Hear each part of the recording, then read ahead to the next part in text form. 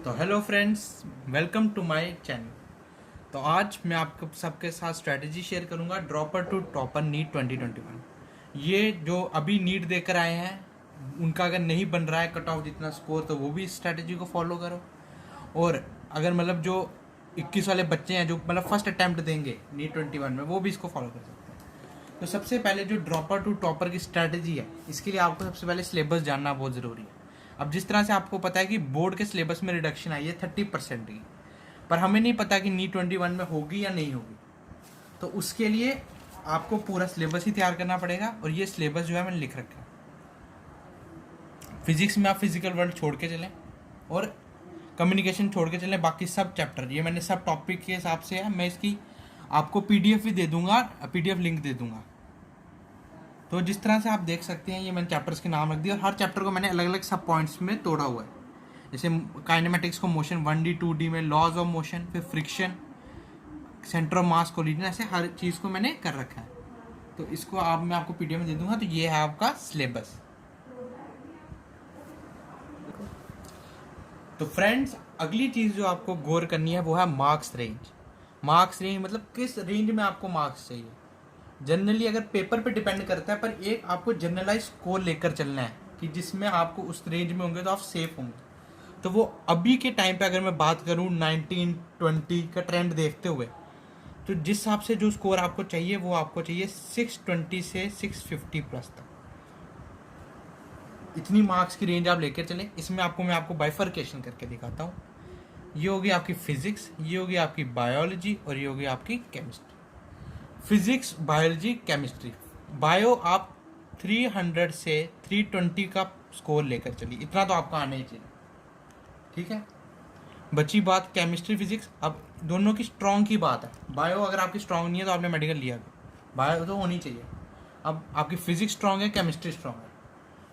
अब केमिस्ट्री, जैसे आपको केमिस्ट्री में 130 से 140 प्लस तक का स्कोर लेकर चलना है। अब आप इसका टोटल कर लीजिए, मैक्सिमम का कितना बनता है, 460 बनता है। मतलब इसमें आपको कम से कम 140 तक लाना ही लाना है। फिर जाके आपके 600 टच करेगा, फिर जो स्ट्रांग होगा उसमें आप एडिशन कर सकते हैं। और मानिए ये स्कोर लाना एकदम इम्पॉसिबल नहीं है, पॉसिबल है, क्योंकि पेपर का जो लेवल है उस हिसाब से ये स्कोर आपको लेकर ही चलना है। स्टूडेंट्स, जो अगले पॉइंट पे आपने गौर करना है वो है हाउ टू स्टडी, किस तरह पढ़ाई करें। अब देखिए, आपके पास अप्रॉक्सीमेटली जो मैं मान के चल रहा हूँ 6 मंथ्स बचे हैं। मैं लास्ट का महीना नहीं गिन रहा हूँ, 6 मंथ्स पढ़े हैं। ठीक है, अब इसमें आपको सिलेबस कवर भी करना है, रिवाइज भी करना है। पेपर पोस्टपोन होगा नहीं होगा, मेरे हिसाब से तो शायद नहीं होगा, पर हो जाना चाहिए, पर नहीं होगा। अब आगे कुछ भी हो सकता है। तो जो स्ट्रैटेजी मैं आपको दे के चल रहा हूँ वो आपको 6 महीने की होनी चाहिए। अब पढ़ना कैसे है, बहुत से बच्चे कंफ्यूज होंगे। फिजिक्स, बायोलॉजी और केमिस्ट्री, ये 3 मेन सब्जेक्ट्स हो गए आपके। फिजिक्स के लिए सबसे पहले जो आप पिछले 2 साल का पेपर उठा के देखेंगे तो डायरेक्ट फार्मूला बेस्ड आ रहे हैं, हल्की सी एप्लीकेशन के साथ। तो उसके लिए सबसे पहले तो आप फार्मूला अपने टिप्स पे रखिए। फार्मूला टिप्स पे रखने के साथ थ्योरी बेस्ड कुछ चैप्टर्स की थ्योरी पढ़नी है आपको। ऐसे सभी की होनी चाहिए, पर अगर आप टाइम बाउंड हैं तो थ्योरी कुछ जैसे सेमीकंडक्टर की हमेशा आती ही आती है। रे ऑप्टिक्स की थ्योरी कीजिए, मॉडर्न पूरी की थ्योरी कीजिए। ऐसे कुछ चैप्टर है, मैं अगली आने वाली वीडियोस में आपको बताता रहूँगा। उनकी हल्की हल्की थ्योरी कीजिए। और फार्मूला का एप्लीकेशन बहुत ज़रूरी है। एप्लीकेशन नहीं किया तो कुछ नहीं किया, एप्लीकेशन करिए फार्मूला का। और जो लास्ट चीज़ है, last but not the least, वो है प्रीवियस ईयर क्वेश्चंस। ये लगाइए, लास्ट 10 या 15 सालों के आपके सारे क्वेश्चन लग जाएंगे।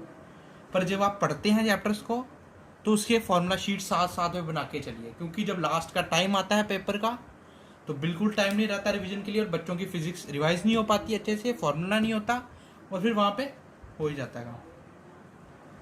अगली बात करते हैं बायो की। अब कुछ बच्चे बोलेंगे हम यहाँ से ट्रू मैन पढ़ते हैं, कुछ बोलेंगे हम यहाँ से पढ़ते हैं, कोई बोलेगा हम कोचिंग मटेरियल पढ़ते हैं। कुछ पढ़ने की ज़रूरत नहीं है, बस एनसीईआरटी पढ़ लो। एनसीईआरटी पढ़ लोगे तो समझ लो तुम्हारे 320 प्लस तो ऐसे आ जाएंगे, और 350 भी आ सकते हैं एनसीईआरटी पढ़कर, 360 भी आ सकते हैं, क्योंकि सारा ही एनसीईआरटी से आता है। बस एनसीईआरटी पढ़नी है, प्रीवियस ईयर क्वेश्चन लगाने हैं, एनसीईआरटी की लाइन लाइन से क्वेश्चन निकालते चलो, नोट्स बनाते चलो लाइन वाइज, और कोई एक्स्ट्रा मटेरियल रेफर करने की ज़रूरत नहीं है। बस जो एनसीईआरटी के कंसेप्ट हैं वो आप यहाँ तो अपनी कोचिंग नहीं है तो ऑनलाइन काफ़ी सारे टीचर्स की वीडियोज़ हैं, तो वो आप देख देख के अपने जो डाउट हैं एनसीईआरटी के, जैसे कि आप डबल सर्कुलेशन आ गया है, कार्डियक साइकिल आ गया है, तो वो डबल सर्कुलेशन हो गया, कार्डियक साइकिल हो गया, अब एक्सक्रीशन में आपका वो प्रोसेस आ जाता है जिसमें वो एडीएच और एल्डोस्टेरोन का हार्मोन लेवल फ्लक्चुएशन होता है, वो आपको मतलब वो आपको वीडियो देखकर ही समझ आएगा। तो वो आप एनसीईआरटी के सारे कंसेप्ट हुए मेमोराइज नहीं करना है, उसको समझना है, एक तरह से एप्लीकेशन ढूंढनी है। और फिर उसके बाद साथ में आपको एक हाइलाइटर खरीद लाइए और उसको हाईलाइट करते रहिए एनसीईआरटी को पॉइंट्स, ठीक है। अब अगली बात करते हैं केमिस्ट्री की। अब बात करते हैं केमिस्ट्री की। केमिस्ट्री को आप 3 में बांट सकते हैं, ऑर्गेनिक, फिजिकल और इनऑर्गेनिक में। और पहली बात करते हैं ऑर्गेनिक की। ऑर्गेनिक की रिएक्शंस जो है वो आपको बाहर से नहीं मिलेंगी, आपको बस जीओसी कहीं बाहर से कवर कीजिए आप, उसके बेसिक कंसेप्ट जीओसी के एकदम क्लियर होने चाहिए, नॉमेनक्लेचर एकदम टिप्स पे होना चाहिए, आइसोमेरिज्म आपको एकदम आना चाहिए। उसके बाद आप हाइड्रोकार्बन जो है, हाइड्रोकार्बन, हेलो एल्केन, उसके बाद अल्कोहल, वो एल्डिहाइड कीटोन, उसके बाद बायोमोलिक्यूल, पॉलीमर, ये सब चैप्टर आप एनसीईआरटी से कीजिए। एक एक रिएक्शन इसकी रट जाइए और इसकी एप्लीकेशन कीजिए, प्रीवियस ईयर क्वेश्चन लगाइए और कहीं से और से क्वेश्चन लगाइए। क्वेश्चनों में कौन कौन से क्वेश्चन आते हैं, एक आप वो कन्वर्जन वाले रहते हैं कि ए कंपाउंड बी से मिलाया तो सी बना, इसका बताइए बी का, तो ये वाले क्वेश्चन कीजिए।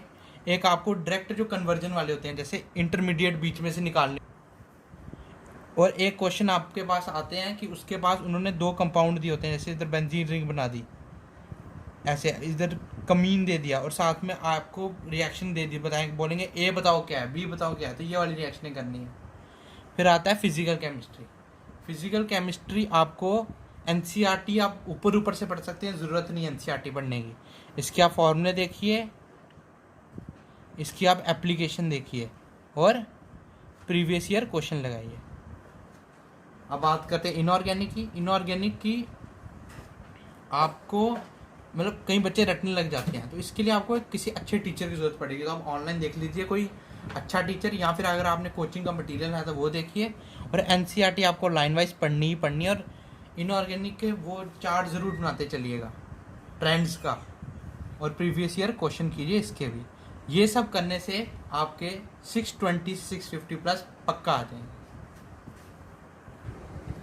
तो दोस्तों अगर आपको ये वीडियो पसंद आई हो तो इसको सब्सक्राइब, लाइक और शेयर ज़रूर कीजिए, और सब्सक्राइब करने के बाद आपको बेल आइकन भी दबा देना है, क्योंकि मैं और वीडियोस लाऊंगा जो स्ट्रैटेजी होगी, टिप्स होंगी, बायो की ट्रिक्स होंगी, कुछ चैप्टर्स के फॉर्मूला और उनके एप्लीकेशन, तो वो मैं आपके लिए लाता रहूँगा। और मैं सोच रहा हूँ क्रैश कोर्स भी लाऊँ, तो आप जल्दी से इसके सब्सक्राइब कर दीजिए, मैं जल्दी ले आऊँगा। Thank you.